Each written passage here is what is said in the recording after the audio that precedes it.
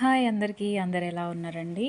మనం బాడీ కొలతలు తీసుకున్నప్పుడు బై మిస్టేక్గా ఆర్మ్ రౌండ్ తీసుకోవడం మర్చిపోతే మనం తీసుకున్న ఛాతీ లూజ్తో ఆర్మ్ రౌండ్ ఎలా తీసుకోవాలనేది నేను ఇప్పుడు ఈ వీడియోలో ఎక్స్ప్లెయిన్ చేస్తాను.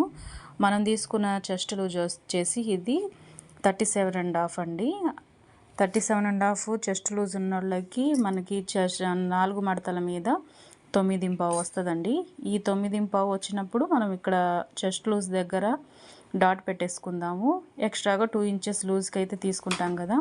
ఇప్పుడు షోల్డర్ పైన ఆర్మ్ రౌండ్ తీసుకునే వైపు ఖర్చుకు కొంచెం వదిలేసేసి ఇప్పుడు 9.5కి 1 ఇంచు తగ్గించి అంటే 8.5 ఆర్మ్ రౌండ్ వచ్చేసి 8.5 వస్తుందండి. ఒకసారి చూసుకోండి, నేను 8.5కి ఇక్కడ డాట్ పెట్టేశాను కదా.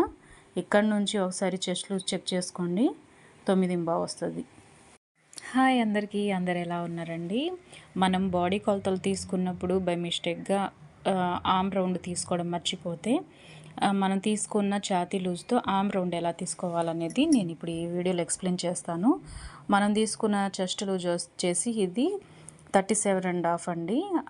37.5 చెస్ట్ లూజ్ ఉన్న వాళ్ళకి మనకి 4 మడతల మీద 9.5 వస్తుందండి. ఈ 9.5 వచ్చినప్పుడు మనం ఇక్కడ చెస్ట్ లూజ్ దగ్గర డాట్ పెట్టేసుకుందాము. ఎక్స్ట్రాగా 2 ఇంచెస్ లూజ్కి అయితే తీసుకుంటాం కదా.